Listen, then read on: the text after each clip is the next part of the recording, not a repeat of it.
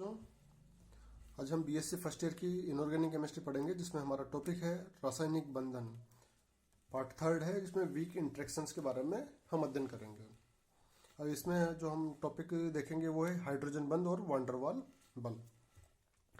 अब देखते हैं, शुरू करते हैं हाइड्रोजन बंध। हाइड्रोजन बॉन्डिंग क्या होती है, इसके बारे में समझते हैं। किसी अणु के ऋण विद्युतीय परमाणु के साथ जुड़े हाइड्रोजन परमाणु और उसी अणु अथवा किसी अन्य अणु के प्रबल विद्युत ऋणी परमाणु के मध्य आकर्षण बल को हाइड्रोजन बंध कहते हैं। अर्थात किसी विद्युत ऋणी परमाणु के साथ हाइड्रोजन परमाणु जुड़ा हुआ हो तथा उसी परमाणु या अन्य परमाणु का कोई विद्युत ऋणी परमाणु उसके पास हो और उनके मध्य आकर्षण बल हो, तो ये आकर्षण बल क्या कहलाएगा? हाइड्रोजन बंध कहलाता है। इसे समझने के लिए जैसे मान लेते हैं कि एक अणु है Ha, जहाँ A क्या है? विद्युत ऋणी परमाणु है, जैसे नाइट्रोजन, ऑक्सीजन, फ्लोरीन है। अब इस अणु में एक सहसंयोजक बंध है H और A के बीच में, ठीक है। चूंकि दोनों के मध्य विद्युत ऋणता का अंतर बहुत अधिक है, अतः इस सहसंयोजक बंध में ध्रुवता आ जाती है। अतः H पर क्या होता है? आंशिक धनावेश हो जाता है और A पर आंशिक ऋणावेश आ जाता है। अब देखते हैं, अब यदि इस प्रकार का अणु किसी अन्य Ha अणु अथवा Hb, जहां भी कोई दूसरा विद्युत ऋणी परमाणु हो संपर्क में आए, तो दोनों अणु के विपरीत ध्रुवों के मध्य एक आकर्षण बल स्थापित होता है। जैसे Ha है और ये Ha है। अब इस H के ऊपर देखो, इस A का भी आकर्षण बल प्रभाव पड़ रहा है, ठीक है। अथवा ये Ha है, ये Hb है, इस H पर इस A का आकर्षण बल प्रभाव पड़ रहा है। तो ये बंध क्या कहलाता है? जो डॉटेड से हमने दिखाया है, इसको कहते हैं हाइड्रोजन बॉन्ड, इस डॉटेड लाइन को। तो इस प्रकार आकर्षण बल को, जिसे हम डॉटेड लाइन से प्रदर्शित करते हैं, हाइड्रोजन बंध कहा जाता है। उपरोक्त दोनों संरचनाओं में देखें तो पाते हैं कि दोनों इसमें दो प्रबल ऋण विद्युतीय तत्वों के मध्य एक हाइड्रोजन परमाणु एक सेतु की भांति जुड़ा हुआ। देखो, हम यहाँ पे देखेंगे, यहाँ पे देखते हैं, ये हाइड्रोजन परमाणु है, ये भी विद्युत ऋणी परमाणु और ये भी विद्युत ऋणी परमाणु। इन दोनों के मध्य क्या है? एक हाइड्रोजन परमाणु ब्रिज के रूप में काम कर रहा है, ठीक है। इसी से इसका नाम हाइड्रोजन ब्रिज या हाइड्रोजन सेतु या हाइड्रोजन बंध पड़ता है। अतः हाइड्रोजन बंध को इस प्रकार परिभाषित करते हैं कि जब दो विद्युत ऋणी परमाणु परस्पर हाइड्रोजन परमाणु द्वारा जुड़े हों तो वो बंध हाइड्रोजन बंध कहलाता है, ठीक है। तो यहाँ पे एक बात ध्यान रखने वाली बात है, विद्युत ऋणी परमाणु होना चाहिए, ठीक है, तभी वो अपने वो उसके इलेक्ट्रॉनों को आकर्षित कर पाएगा। और जब विद्युत ऋणी परमाणु से जुड़ा रहेगा तभी ये आंशिक धनावेशित हो पाएगा। ओके, अब देखते हैं हाइड्रोजन बंध के लक्षण कैसे कैसे होते हैं। हाइड्रोजन बंध सदैव दो ऋण विद्युतीय तत्वों के बीच में होता है। इसमें कोई तीसरा परमाणु भाग नहीं ले सकता। तीसरा तो केवल हाइड्रोजन परमाणु होता है। दो विद्युत ऋण या दो विद्युत ऋणी परमाणु के मध्य उपस्थित हाइड्रोजन परमाणु होता है, ठीक है। इसकी बंध ऊर्जा की बात की जाए तो हाइड्रोजन बंध की बंध ऊर्जा 3 से 10 किलो कैलोरी पर मोल होती है, जबकि एक सहसंयोजक बंध की बंध ऊर्जा 50 से 100 किलो कैलोरी पर मोल होती है। अर्थात ये बंध सहसंयोजक बंध की तुलना में कैसा होता है? बहुत दुर्बल होता है। देखो कितनी ऊर्जा चाहिए होती है, इसकी तुलना में बहुत कम चाहिए होती है। किंतु ये अंतराणविक वान डेर वाल बल, जिसका मान लगभग कितना होता है? 1 किलो कैलोरी पर मोल होता है, उसकी तुलना में प्रबल बंध होता है। तो यहाँ पे देखेंगे कि हाइड्रोजन बंध वान डेर वाल बंध की तुलना में तो प्रबल होते हैं, परंतु सहसंयोजक बंध की तुलना में अत्यंत दुर्बल होते हैं। नेक्स्ट है, हाइड्रोजन बंध में सामान्यतः एक आकर्षण बल है। किसी इलेक्ट्रॉन आदि का कोई साझा नहीं होता है, ठीक है, कोई साझा नहीं कर रहा है। हाइड्रोजन बॉन्ड में एक अट्रैक्शन होता है दो विद्युत ऋणी परमाणु के बीच में उपस्थित हाइड्रोजन का, जिसमें एक विद्युत ऋणी परमाणु से तो वो हाइड्रोजन एक सिग्मा सहसंयोजक बंध द्वारा जुड़ा होता है और दूसरे विद्युत ऋणी परमाणु के साथ वो आकर्षण से जुड़ा होता है, ठीक है। उनके मध्य कोई साझा नहीं होता है। अतः दो ऋण विद्युतीय परमाणुओं के मध्य रहते हुए भी हाइड्रोजन दोनों के बिल्कुल मध्य में नहीं होता है। यह सहसंयोजक बंध से बंधित परमाणु के अधिक समीप होता है। दूसरे शब्दों में हाइड्रोजन बंध की लंबाई सहसंयोजक बंध से सदैव ही अधिक होती है। इसी कारण सहसंयोजक बंध से दुर्बल होता है, ठीक है। और हाइड्रोजन बंध को प्रभावित करने वाले कारक कौन से होते हैं, उसके बारे में हम देखते हैं। देखो, हाइड्रोजन बंध को प्रभावित करने वाले कारकों में पहला कारक है विद्युत ऋणता। क्योंकि हाइड्रोजन बंध बनने के कारण ही विद्युत ऋणता है। देखो, विद्युत ऋणता के कारण ही हाइड्रोजन बंध बन रहा है, क्योंकि विद्युत ऋणी परमाणु के कारण अधिक विद्युत ऋणी पर आंशिक ऋणावेश आ जाता है और हाइड्रोजन पर आंशिक धनावेश आ जाता है। इस कारण ये आंशिक धनावेश के कारण ही ये दूसरे विद्युत ऋणी परमाणु के साथ हाइड्रोजन बंध बना पाता है।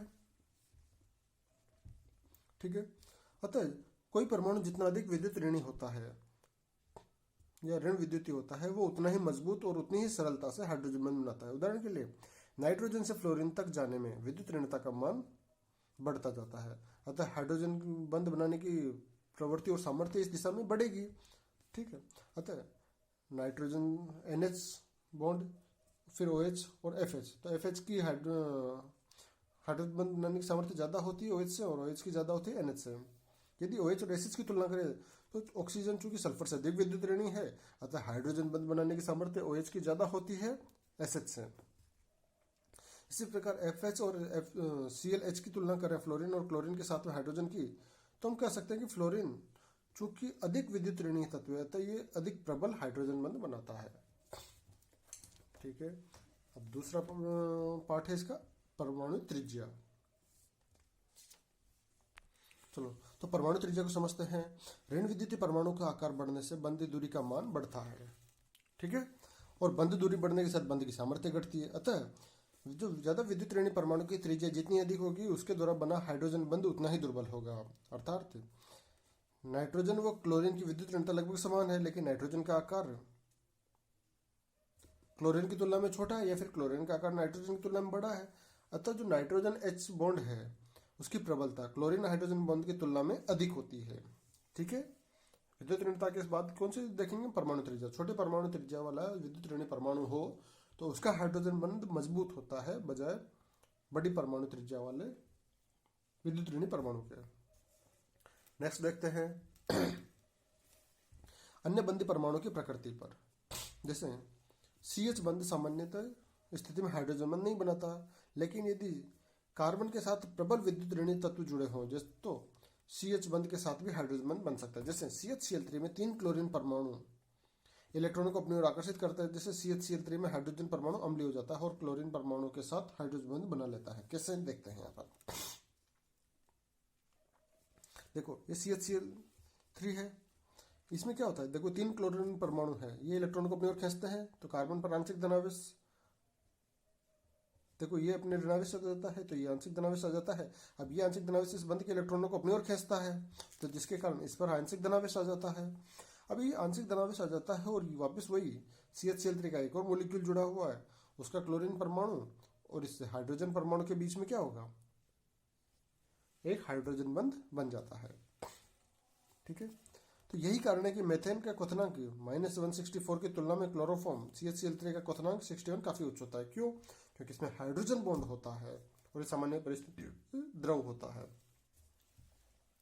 नेक्स्ट देखते हैं अणु की संरचना के बारे में। किसी अणु की संरचना भी हाइड्रोजन परमाणुओं को अम्लीय या इलेक्ट्रॉन न्यून बना सकता है और वह हाइड्रोजन बंध में भाग ले सकता है। ठीक है, जैसे एसिटिलीन में कार्बन परमाणु sp संकृत होने के कारण उसकी विद्युत ऋणता बढ़ जाती है और C∼C परमाणु अम्लीय होता है। इसी प्रकार फिनोल में OH समूह बेंजीन वाले के साथ जुड़ने के कारण अधिक अम्लीय हो जाता है। फलस्वरूप एल्कोहल की तुलना में इसमें प्रबल हाइड्रोजन बंध बनता है। ठीक है, यही कारण है कि सामान्य परिस्थितियों में लगभग समान अणुभार वाले होते हुए भी फिनोल एक ठोस यौगिक है, जबकि एनहेक्सिल एल्कोहल एक द्रव पदार्थ होता है। तो ये समझ में आ गया अपने को कि हाइड्रोजन बॉन्ड के कारण उसकी फिजिकल प्रॉपर्टीज भी चेंज हो जाती है। अब ताप और सांद्रता पर कैसे इफेक्ट डालता है इसको भी समझते हैं। पदार्थ के ताप और सांद्रता से भी हाइड्रोजन बंध की प्रबलता प्रभावित होती है। ताप बढ़ने पर अणु दूर दूर चले जाते हैं, वो हाइड्रोजन बंध दुर्बल होते। ताप जैसे बढ़ेगा तो अणु क्या होंगे? थोड़ा दूर दूर चले जाते हैं, हाइड्रोजन बंध दुर्बल हो जाता है। जबकि इसके विपरीत यदि विलयन में विलय के कण सांद्रता बढ़ने पर पास पास आ जाते हैं, जिससे उनके मध्य हाइड्रोजन बंध क्या होगा? प्रबल होगा। तो सांद्रता बढ़ेगी तो हाइड्रोजन बंध मजबूत बनेगा और ताप बढ़ेगा तो हाइड्रोजन बंध दुर्बल होगा। आगे बढ़ते हैं हम। Types of hydrogen bonding. Hydrogen बंध के प्रकार कितने कितने होते हैं? ये अंतराणुक होता है और अंतःअणुक होता है। ठीक है, तो हाइड्रोजन बंध मुख्य रूप से 2 प्रकार के होते हैं। अंतराणुक हाइड्रोजन बॉन्ड मतलब इंटरमोलिकुलर हाइड्रोजन बॉन्ड, और अंतःअणुक हाइड्रोजन बॉन्ड मतलब इंट्रामोलिकुलर हाइड्रोजन बॉन्ड। ठीक है, इंट्रामोलिकुलर मतलब एक ही मोलिक्यूल के अंदर, और इंटरमोलिकुलर मतलब 2 अलग अलग परमाणुओं के मध्य में, अणुओं के मध्य में। ठीक है, तो इसे समझते हैं। अब इंटरमोलिकुलर हाइड्रोजन बॉन्डिंग इसे समझते हैं। जब हाइड्रोजन बंध दो भिन्न भिन्न अणुओं के विद्युत ऋणी परमाणु के मध्य बनता है तो उसे इंटरमोलिकुलर हाइड्रोजन बॉन्ड कहते हैं। चूंकि आकर्षण दो अलग अलग अणुओं के मध्य होता है अतः समस्त अणु एक दूसरे के समीप आ जाते हैं। दूसरे शब्दों में ये कह सकते हैं कि इंटरमोलिकुलर हाइड्रोजन बॉन्ड से सदैव अणुओं का एसोसिएशन होता है। उदाहरण जैसे HF या H2O या NH3 ROH आदि में निम्न प्रकार से होता है। जैसे HOH की बात कर रहे हैं तो HOH इस तरह से होता है। फिर दूसरे मॉलिक्यूल का HOH। अब इस ऑक्सीजन का और इस हाइड्रोजन के बीच में क्या होगा, एक हाइड्रोजन बंध जनरेट होता है। इसी प्रकार से फिर एक और H है तो इस ऑक्सीजन का दूसरे H2O के मॉलिक्यूल का इससे पहले वाले हाइड्रोजन के साथ एक हाइड्रोजन बंध बनता है। इसी तरीके से NH3 का है, इस नाइट्रोजन का इसके समीपवर्ती जो नाइट्रोजन NH3 है उसके हाइड्रोजन के साथ हाइड्रोजन बॉन्ड बनता है। ठीक है, अब इसमें देखते हैं हम। अब जो इंटरमोलिकुलर हाइड्रोजन बॉन्ड होता है उनके फलस्वरूप अणु में संगुणन होता है, एसोसिएशन होता है और संगुणन के कारण उनके कुछ गुण प्रभावित होते हैं। अब हम कुछ गुणों का अध्ययन करते हैं कि कैसे इंटरमोलिकुलर हाइड्रोजन बॉन्डिंग के कारण उनके गुण प्रभावित होते हैं। तो पहला गुण है जो हमारा अक्सर एग्जाम में पूछ लिया जाता है, हमारे एक एग्जाम के लिए पहला इंपॉर्टेंट क्वेश्चन होता है कि H2O और H2S की भौतिक अवस्था में अंतर होता है। अब सामान्यतः पर H2O द्रव है जबकि H2S गैस है।